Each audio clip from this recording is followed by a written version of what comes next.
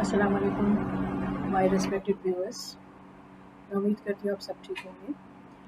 मेरे वो स्टूडेंट्स जो मेरे लेक्चर्स को सुन रहे हैं उनसे माजरत है कि मैकियावेली के लेक्चर को मैंने लेट किया। अगरचे मैंने कहा था कि मैं बहुत जल्दी इसको अपलोड कर दूँगी, लेकिन कुछ रीज़न्स की वजह से मैं नहीं कर सकी। एनीवेज़, आज का लेक्चर मैकियावेली के ऊपर। मगर इससे पहले कि मैं अपने लेक्चर का आगाज़ करूँ, मेरे नए व्यूअर्स जो मेरे लेक्चर को देख रहे हैं उनसे गुजारिश है कि मेरे चैनल को ग्रो करने में मेरी हेल्प करें, मेरी असिस्टेंस करें, मेरे चैनल को सब्सक्राइब करें, फॉरवर्ड करें अपने बाकी कोलीग्स के साथ, अपने फ्रेंड्स के साथ, ताकि मैक्सिमम लोग इससे फ़ायदा उठा सकें। मैकियावेली का जो पहला लेक्चर था वो आपको बहुत अच्छी तरह से डिटेल से मैंने उसकी बैकग्राउंड समझाई थी कि मैकियावेली का बैकग्राउंड क्या था, कि जिसके तहत मैकियावेली की द मोस्ट इम्पॉर्टेंट जो उसकी क्रिएशन है, द प्रिंस बुक जो है, जिसको आज हम डिस्कस करेंगे, और उसके साथ ही प्रिंस के चैप्टर्स को हम डिस्कस करेंगे कि किस तरह से और क्या चीज़ किस चैप्टर्स में मैकियावेली ने लिखी और क्यों इतनी इम्पोर्टेंस उसको मिली, और मैकियावेली को क्यों father of political modern political science कहा जाता है, क्यों modern father of real politics कहा जाता है, कि जो रियलिस्ट पॉलिटिक्स होती है उसका जो है वो बानी है, फाउंडर है मैकियावेली। इन चीज़ों का भी आज आपको इस लेक्चर में पता चलेगा। उसके अलावा आपको मेरी ये रिक्वेस्ट है कि आप, मैं इसलिए नहीं कह रही जैसा कि बाकी यूट्यूबर्स कहते हैं कि जी मेरा लेक्चर जो है शुरू से आखिर तक सुनिएगा, तो मैं इसलिए आपको कहती हूँ कि मैं ड्यूरिंग लेक्चर जो है वो बहुत सारी ऐसी चीज़ें बता रही होती हैं जो एग्जामिनेशन में क्वेश्चंस अटेम्प्ट करते हुए आपको बहुत ज़्यादा उसमें जो है वो हेल्प मिलेगी। आपको ये लेक्चर पूरा इसलिए भी सुनना होता है कि आपको बहुत सारी ऐसी चीज़ें जो मैं वैसे अलग से नहीं बता पाती, लेकिन डिस्कशन के अंदर हम चीज़ें बता जाते हैं।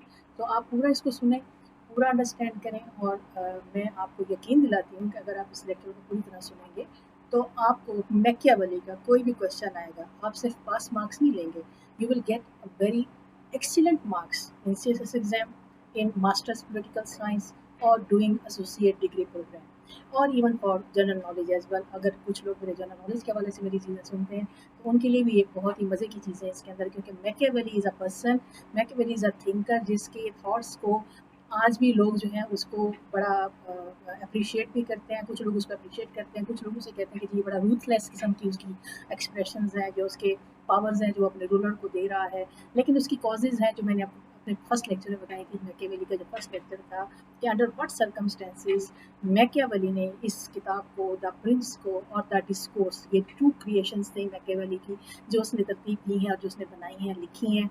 उसके पीछे एक बैकग्राउंड था, उस बैकग्राउंड की वजह से ये किताबें तख्लीक हुई, और इन किताबों में जो थॉट्स थे वो भी उन सर्कमस्टेंसेस का रिपरकशंस थे, जिसकी वजह से मैकियावेली को आज वो लोग जो मैकियावेली को नहीं भी जानते, वो एक टर्म यूज़ होती है, मैकियावेलिज़्म।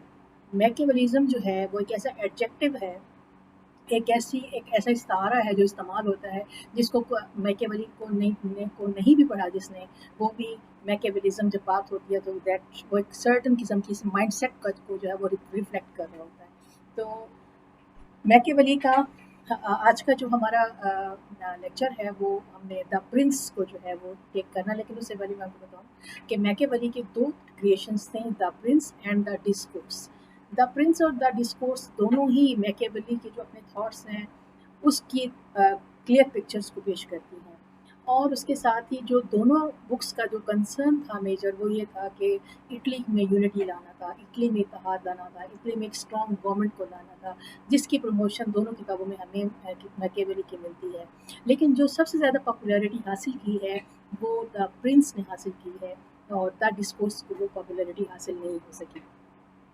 अच्छा, दोनों किताबें जो हैं वो उसमें वो एक ऐसे रूलर को प्रमोट करता है जो इंतहाई एब्सोल्यूट हो, फुली पावरफुल हो, और कोई किसी किस्म की जवाबदेही वो उसने किसी को ना करनी, यानी absolute power and absolute sovereign को जो है वो प्रमोट करता है, क्योंकि उसके मुताबिक उसके कंट्री की जितनी भी बीमारियां हैं जो उस कंट्री के अंदर इस वक्त इत्तेहाद के ना होने की सूरत में है, मॉरल डिग्रेडेशन है, उन सब का हल जो है वो एक स्ट्रॉन्ग रूलर है। इस सिलसिले में मैंने आपको पहले लेक्चर में बताया था कि एक लीडर है जो कि सीज़ार बोर्गिया ऑफ रोमेंगिया।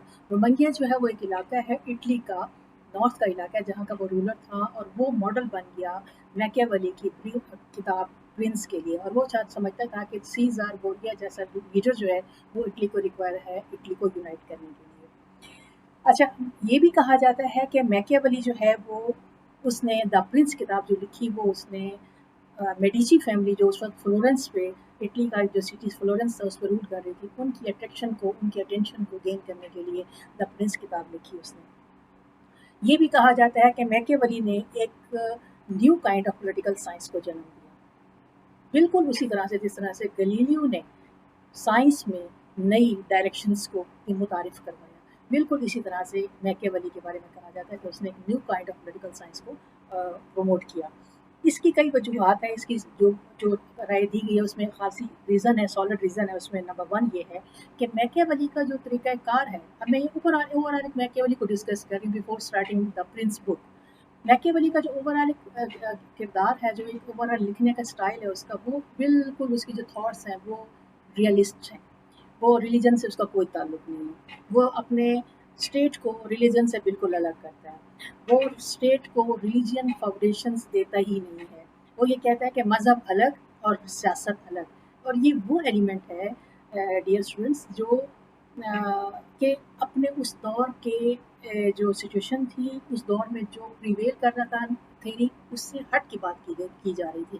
क्योंकि उस वक़्त रिलीजन और सियासत को एक ही समझा जाता था, जिसकी वजह से बहुत सारी स्टेट्स के ऊपर, अभी आप आगे जाकर में सुनेंगे कि बहुत सारी स्टेट्स पर प्रिंसिपैलिटीज़ के ऊपर जो है वो रिलीजियस रूलर जो हैं वो लाइक पोप्स जो हैं वो रूल कर रहे होते थे। तो सियासत और रिलीजन को इसने अलग किया है। दूसरा, वो लॉ ऑफ नेचर को टोटली रिजेक्ट कर देता है। वो ये कहता है कि no law of nature does exist. And secondly ये कि कोई भी रूलर जो है वो उसको independent and sovereign and absolute power देता है।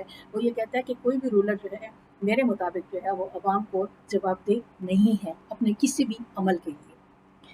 मैकियावेली क्योंकि अपने मुल्क के मसाइल को समझता है, वो ये समझता है कि मेरा मुल्क जो इटली है उसके इत्तेहाद के लिए एक ऐसा ही जो है पावरफुल लीडर मुझे चाहिए जो इस मुल्क को इत्तेहाद में ले आ सके और यहाँ जो बाहर से लोग आकर इस मुल्क के रूल करें उनको बाहर निकाल करें।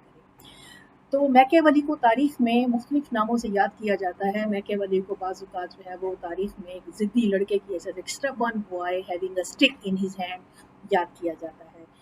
बहुत सारे एलिज़ाबेथ दौर में जो प्लेज़ इंग्लिश प्लेज़ बनते थे उसमें बहुत सारे कैरेक्टर्स मैकियावेली की किताब से लिए गए जो वहाँ पे प्ले किए जाते थे। इसी तरह से फ्रांसिस बेकन जो है, जो इंग्लिश पोएट है, वो भी इसकी तारीफ़ करता हुआ नज़र आता है। वो क्या कहता है कि we are much beholden to Machiavelli and other writers of the class. हम beholden, हम वी आर सरप्राइज्ड, हम हैरान हैं मैकियावेली और उसके तरह के बाकी थिंकर्स पर, who openly and unfriendly, जिन्होंने बड़े वाज़े अंदाज में, बड़े गैर दोस्ताना अंदाज में, लगी लिट्टी रखे बगैर डिक्लेयर और डिस्क्राइब व्हाट मैन डू, कि इंसान क्या करता है, आदमी क्या करता है, and not what they ought to do, कि उसको क्या करना चाहिए ये नहीं, बल्कि उसने कहा कि जो करना चाहिए वो करता है। पॉलिटिकल थॉट का तालिब इल्म जो है मैकियावेली के नज़रियात को वेरी ट्रू और वेरी रियल टाइम पाएगा, क्योंकि सियासत इसी का ही नाम है जिसमें बहुत ज़्यादा क्रूएलिटी भी आ जाती है, जिसमें बहुत ज़्यादा रूथलेस पॉलिसीज़ को फॉलो करना पड़ जाता है। तो मैकियावेली उसको प्रमोट करते हुए नज़र आ रहा है। और सबसे इम्पोर्टेंट बात जो मैंने पहली बात की वो ये थी कि मैकियावेली ने पॉलिटिक्स को एंड रिलीजन को सेपरेट किया, जो कि उस वक़्त का बहुत बड़ा कारनामा था, जो कि जिसकी वजह से मैकियावेली को पहला मॉडर्न पॉलिटिकल थिंकर समझा जाता है। ये है जी मैकियावेली के डिस्कोर्स और द प्रिंस के ऊपर जो है वो बात होती है। अच्छा, द प्रिंस में तो उसने एक पावरफुल रूलर की बात की, ये मैं मिस कर गई हूँ पॉइंट आपको। द प्रिंस में तो उसने एक पावरफुल रूलर प्रमोट करता हुआ नजर आ रहा है, लेकिन द डिस्कोर्स जो उसकी किताब है उसमें वो एक रिपब्लिक को प्रमोट करता हुआ नजर आ रहा है, रोमन रिपब्लिक को प्रमोट कर रहा है, जहाँ पर वो लोगों को हुकूमत बनाने का इख्तियार देता है। तो ये दो डिफरेंट चीज़ें उसने अपने दोनों क्रिएशंस में की हैं, लेकिन ओवरऑल जो मकसद था दोनों का वो ये था कि यूनिटी लाना, इत्तेहाद लाना है इटली में। अब आ जाते हैं हम the Prince, the major book that placed Machiavelli on a very great height in western political thought, जिसकी वजह से मैकियावेली को आज तक याद किया जाता है इस किताब की वजह से, द प्रिंस की वजह से। अच्छा, द प्रिंस का चैप्टर 1 से चैप्टर 11 तक, 1 बाब से 11 बाब तक मैकियावेली ने हमें, 1 से 11 बाब तक मैकियावेली ने हमें क्लासिफिकेशन ऑफ डेस्पॉट या ऑटोक्रेटिक रूलर दिया है कि कितने किस्म के रूलर हो सकते हैं, क्लासिफिकेशन दी है उसने, एक डेस्पॉट की, एक आमिर की क्लासिफिकेशन दी है उसने पहले से 11 चैप्टर के अंदर। अब उसमें 4 तरह के वो डेस्पॉट मुझे नज़र आए हैं जो मैं आपको एक्सप्लेन करूँगी। पहला हेरिडिटरी मोनार्की, विरासती बादशाह, इसको भी वो डेस्पॉट में लेके आ रहा है, आमिर की कैटेगरी में फॉल करके लेके आ रहा है। दूसरा है उसका रिपब्लिक, रिपब्लिक की फॉर्मेशन, रिपब्लिक में जो आमिर आता है तो वो किस तरह रूल करता है। तीसरा उसने दिया है जी क्लास कॉन्फ्लिक्ट की सूरत में जब आमिर आता है, क्लास कॉन्फ्लिक्ट होता है सोसाइटी के अंदर, उसके नतीजे में जो आमिर आता है तो वो किस तरह से रूल करता है। चौथा उसने जो दिया है वो उसने principalities ruled by religious people like popes, जो प्रिंसिपैलिटीज़ को फॉलो कर रहे हैं, जो रूल कर रहे हैं प्रिंसिपैलिटीज़ के ऊपर, वो किस तरह के रूल कर रहे होते हैं। तो ये 4 किस्म की क्लासिफिकेशन दी है उसने आमिर की। अब पहली बात है हेरिडिटरी मोनार्की को उसने कहा कि जो विरासती बादशाहत होती है, वहाँ का जो बादशाह होता है उसको हुक्मरानी करने में कोई मुश्किल पेश नहीं आती और वो जिस तरह का चाहे मर्जी जो है वो अपना जो है वो रूल चलाए, जिस तरह से चाहे वो लोगों को तो लोगों के साथ डील करे, लोग उसको मानते हैं, समझते हैं, क्योंकि विरासत से उनकी बादशाह चली आ रही होती है, उसको लोग चैलेंज नहीं करते। लेकिन एज़ कम्पेयर टू विरासती बादशाह, अगर एक ऐसा बादशाह जिसने वो हुकूमत छीनी होती है, वो हुकूमत खुद लेके आता है, खुद अपने आप को वहाँ बादशाह बनाता है, तो उसको बड़ी ट्रबल फेस करनी पड़ती है। क्यों ट्रबल फेस करनी पड़ती है? क्योंकि वो गैर मुल्क से आया हुआ होता है, वहाँ पर वो आकर अपने गैर मुल्की ज़बान में वहाँ के लोग, वहाँ की सकाफत, वहाँ के कल्चर, वहाँ की ज़बान को चैलेंज करता है, वहाँ पे नई पॉलिसीज़ इंट्रोड्यूस करवाता है, जिससे लोग उससे ख़ाइफ़ होते हैं कि ये हमारा कल्चर ख़त्म करने जा रहा है, ये हमारा ज़बान ख़त्म करने जा रहा है। लिहाजा उस खौफ से लोग जो हैं उससे जो है एहतजाज या एक तहरीक जो है उसके खिलाफ जन्म लेती है। लेकिन ऐसे लीडर को, वो ऐसे बादशाह को वो कहता है कि उसने वो क्या करता है कि ऐसा बादशाह जो होता है फिर वो बहुत ताकत का इस्तेमाल करता है और मुसलसल ताकत का इस्तेमाल करने को कहता है कि जी बादशाह को मुसलसल ताकत को इस्तेमाल में नहीं रखना चाहिए, उसको बड़े हरबे इस्तेमाल करने चाहिए, लेकिन ताकत को एक सर्टन हद तक इस्तेमाल करे और वो तमाम मुखालफिन जो उसके खिलाफ उठ रहे हैं, वहाँ के कल्चर को, वहाँ की ज़बान को, वहाँ के लोगों को वो क्रश कर दे ताकि वो अपने रूल को कायम कर सके। और मैकियावेली ये कहता है कि जब वो ऐसा कर लेगा तो फिर he will be successful and people at the end will start respecting him because of his policies and because of his attitude whatsoever we can say, fear की वजह से या उसकी कामयाबियों की वजह से at last people will obey him and people will surrender in front of him। ये है पहली हेरिडिटरी मोनार्की में, और उसके बरक्स अगर कोई बंदा रूल पकड़ता है उसके सूरत में। दूसरा वो ये कहता है कि द रिपब्लिक, रिपब्लिक जैसे नाम से जाहिर हो रहा है कि ऐसी हुकूमत जहाँ पे ऐसी रियासत जहाँ पर लोग हुकूमत कर रहे होते हैं, जहाँ पर अवाम हुकूमत कर रहे होते हैं। तो वो कहता है कि कोई आमिर जब किसी रिपब्लिक के अंदर दाखिल होता है, वहाँ पे रूल करने के लिए आता है, तो उसको वहाँ पे बहुत ज़्यादा कन्फ्यूजन का, बहुत ज़्यादा रेजिस्टेंस का सामना करना पड़ता है, क्योंकि वो लोग आज़ाद होते हैं, अपनी हुकूमत उन्होंने बनाई हुई होती है और एक आमिर बाहर से आकर उनके ऊपर जब रूल करना शुरू करता है तो दे डोंट लाइक इट। वो अपने कल्चर को किसी सूरत ख़त्म नहीं होने देना चाहते, वो अपने सकाफत को, अपनी ज़बान को, अपने लॉज को, अपने रेगुलेशंस को, उनका जो सिस्टम चल रहा होता है उसको वो नहीं बर्दाश्त करते कि एक आमिर आए और वो उनकी ज़िंदगी से ये सारी चीज़ें जो है वो ख़त्म कर दे। और अवाम, लेकिन रिपब्लिक में अवाम अपने नज़रियात के ख़त्म होने पर मुखालफत बता जाते हैं, वो उसे आसानी से नहीं जाने देते, क्योंकि इस्लाहात का अमल जो होता है, रिफॉर्म्स का अमल जो होता है, इस ट्रबल सम बिजनेस होता है मैकियावेली के मुताबिक। इसलिए आमिर को एक रिपब्लिक के अंदर ज़्यादा मज़ाहमत का सामना करना पड़ता है, ज़्यादा रेजिस्टेंस देनी पड़ती है as compare to those people who are already under an autocratic government, जो पहले ही ऑटोक्रेटिक गवर्नमेंट के साथ चल रहे होते हैं। उनके लिए एक आमिर आया और दूसरा चला गया, उनके लिए तो शक्लें बदली हैं, निज़ाम हुकूमत उनका वही रहता है। लेकिन जहाँ पे रिपब्लिक चल रही होती है, वहाँ पर जब आमिर आता है तो फिर वो आमिर जो है उसको रेजिस्टेंस साबित करनी पड़ती है। फिर वो उसके लिए क्या कहता है, उस हुक्मरान को ये कहता है कि अगर तुम्हें इस तरह की जब रेजिस्टेंस का सामना करना पड़े तो वो क्या करे कि इस्लाहात का अमल क्रश करके रूथलेसली जो है उनको इम्प्लीमेंट करे हर हाल में। और फिर यही लोग हैं जो बाद में बादशाह को एक्सेप्ट करते हैं और उसके सामने सरेंडर करते हैं। तीसरा वो कहता है कि बादशाह की सूरत में किसी रियासत के अंदर आता है, क्लास कॉन्फ्लिक्ट होता है। क्लास कॉन्फ्लिक्ट क्या होता है?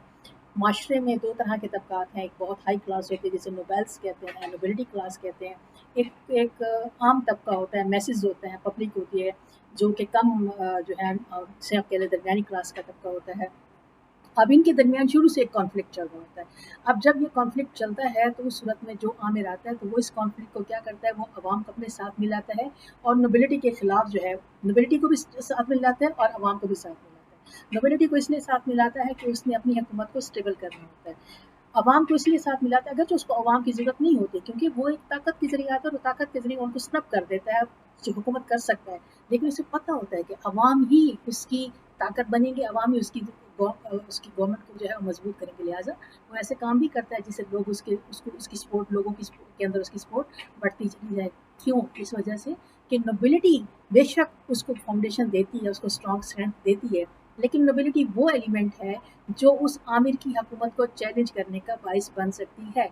अवाम चैलेंज नहीं करते, नोबिलिटी उसके चैलेंज को जो है वो टेक कर सकती है, नोबिलिटी उसको वहाँ से हटा सकती है, उसके अंदर ये पावर होती है कि वो उसको रिप्लेस कर सके। लिहाजा वो नोबिलिटी से खाइफ होता है, अवाम के साथ अपना झुकाव रखता है, जिस तरह से वो फिर इस रूल को जो है वो कंटिन्यू करता है।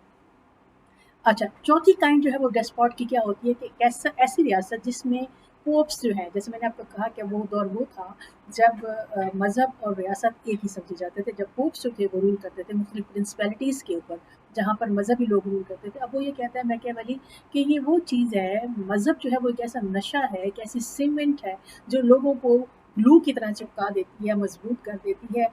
ये हुकूमत को बिल्कुल चैलेंज नहीं करते। हुकूमत जिस तरह की मर्ज़ी लॉज पास करती है और हुकूमत जिस तरह से मर्ज़ी उनके ऊपर रूल करती रहे, ये अपना सर नीचे करके हुकूमत के हर बात को मानने को तैयार होते हैं। हुकूमत को कोई चैलेंज नहीं कर सकते। ये वो फॉर्म ऑफ गवर्नमेंट होती है जो बहुत पीसफुल होती है, जिसको अवाम को मुंजबित करने की भी ज़रूरत नहीं होती, अवाम को मुस्तहकम करने की भी ज़रूरत नहीं होती। बस ये रूल करते रहते हैं और लोग रिलीजियस बेसिस के ऊपर इनको ओबे करते हैं, इनकी रिस्पेक्ट करते हैं और इनको चैलेंज करने का किसी सूरत भी नहीं सोच सकते। तो ये पहले से 1 से लेकर 11 चैप्टर्स तक काइंड्स ऑफ या क्लासिफिकेशन ऑफ डेस्पॉट या ऑटोक्रेटिक रूलर की हमें मैकियावेली प्रिंस के अंदर डिस्कस करते हैं। फिर आ जाता है जी 12 से 14, 12, 13, 14 3 चैप्टर में वो हमें बताता है कि फौजी ताकत का इस्तेमाल हुक्मरान ने कैसे करना है। दिस इज़ द थिंग जो वो जिसकी वजह से ज़्यादा मशहूर हुई है ये बुक, कि हुक्मरानी हासिल करने के लिए एक हुक्मरान ने जो भी हरबे इस्तेमाल किए हैं और किसी भी तरह का निज़ाम हुकूमत उसने कायम किया हो, उसके लिए उसको 2 चीज़ें मस्ट हैं उसके लिए। 1 good laws, second good military or strength to implement that laws. The strength which is required to implement the laws. Number 1 good laws, number 2 strength requires होती है। किसी भी हुक्मरान को ये 2 चीज़ें चाहिए होती हैं ताकि वो अपनी हुक्मरानी को कायम कर सके।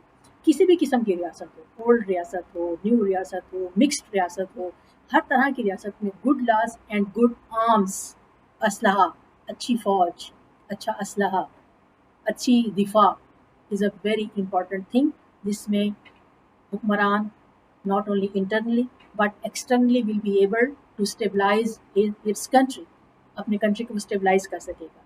फिर मैकियावेली अपने आप से सवाल करता है what is the basis of an effective military force. Effective military force की बेसिस क्या होनी चाहिए? What is the basis of an effective military force.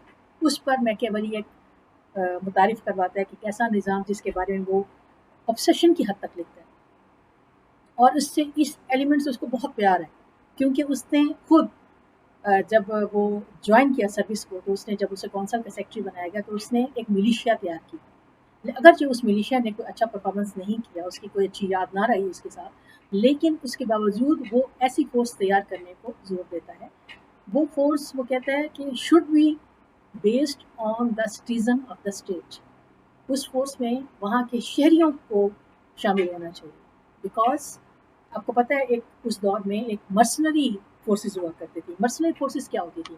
Mercenary forces वो होती थी जो कि जिसे हम कहते हैं किराए की फ़ौज, कि जो बादशाहों से पैसे लेकर उनकी फ़ोर्स में शामिल होते थे और फिर उनको जिस तरफ बादशाह उनकी डायरेक्शन देता था वो उनको इस्तेमाल करते थे अपनी फोर्सेस को, उसके बदले वो उनसे फ़ायदे लेते थे, पैसे लेते थे उससे। मर्सनरी फोर्सेस कहते हैं। तो मैकियावेली मर्सनरी फोर्सेस के खिलाफ था। वो ये कहता है कि these mercenary forces are rented forces. They do not have loyalties with you. They do not have any stakes कोई स्टेक इनके साथ शामिल नहीं है। जबकि एक सिटीजन जो होता है उसका स्टेक होता है उसकी जायदाद, उसका स्टेक होता है उसका घर, उसका स्टेक होता है उसकी फैमिलीज, उसकी खवातीन की इज्जत। एक सिटीजन जब कुर्बानी देता है अपनी जान की तो कौमें जीत जाती हैं। इसलिए वो इसी को फोर्स कर रहे हैं कि सिटीजन्स अपने सिटीजन के ऊपर बेस करती हुई फोर्स जो है वो कॉन्स्टिट्यूट करनी चाहिए बादशाह को। और फिर अगर कोई फोर्स बन गई है तो उसको कंटिन्यूस अंडर ट्रेनिंग जो है वो रखना चाहिए। ये नहीं है कि बादशाह किसी इमरजेंसी के आने का इंतज़ार करे कि जब इमरजेंसी होगी तो मैं अपनी फौज को तैयार करूँगा, ऐसा नहीं है। बल्कि मैकियावेली कहता है कि कंटिन्यूस ट्रेनिंग जो है वो फोर्स की होती रहनी चाहिए ताकि force should be ready any time if any emergency arises, तो वो एक इफेक्टिव वे में जो है वो उसको रिटेलिएट कर सकें, उसको के ऊपर काम कर सकें, जिससे उनकी नाकामी के चांसेस कम हो जाते हैं और उसमें जो है कामयाबी जो है वो भी उस बादशाह की होती है। और इसके बरक्स अगर आपने मर्सनरी फोर्सेस हायर कर ली हैं और उस बादशाह ने मर्सनरी फोर्सेस के ज़रिए अगर उसने फ़तह हासिल कर भी ली है तो उसके बाद क्या होगा? फ़तह हासिल करने के बाद वो मर्सनरी फोर्सेस जिसकी हैं, भले वो हमसाया मुल्क के बादशाह की हैं, तो फिर जीतने वाला बादशाह उस हमसाया मुल्क जिसने उसको इमदाद दी थी एट टाइम ऑफ इमरजेंसी, वो फिर उसका कठपुतली बन जाएगा। फिर वो उसको अपीज़ करेगा, फिर वो उसकी पॉलिसीज़ को सुनेगा, फिर वो उसकी डिक्टेशन को सुनेगा। लिहाजा वो एक एक गुलामी से या एक जो दुश्मन था उससे निकल कर एक और दुश्मन के नज़े में जो है वो चला जाएगा। So person a ruler should focus first of all on good laws, secondly and good force. इसी वजह से आज भी ये बात मानी जाती है और आप देखते हैं कि डेवलपिंग कंट्रीज़ अगरचे उनकी ह्यूमन रिसोर्स डेवलपमेंट नहीं होती, वो अपनी ह्यूमन रिसोर्स डेवलपमेंट की कॉस्ट के ऊपर अपनी डिफेंस को डेवलप कर रहे होते हैं, अपने डिफेंस को मजबूत कर रहे होते हैं, क्योंकि उन्हें पता होता है कि इस डिफेंस की बुनियाद पर हम इंटरनली एंड एक्सटर्नली जो है वो अपने आप को मजबूत बना सकते हैं। जबकि अब ये कहा जाता है कि जब न्यूक्लियर डिटरेंस आ गई है, जब आपको पता है कि जी इंडिया भी न्यूक्लियर डिटरेंट है, पाकिस्तान में न्यूक्लियर डिटरेंट है, तो अब मैक्सिमम जो यूज़ है फंड का, पैसे का, वो डेवलपमेंट के ऊपर रखना चाहिए, ह्यूमन रिसोर्स डेवलपमेंट करनी चाहिए, इंसानों की तरक्की के लिए काम करना चाहिए, हेल्थ के लिए काम करना चाहिए, एजुकेशन पे काम करना चाहिए, एम्प्लॉयमेंट के चांसेस जो है वो क्रिएट करने चाहिए।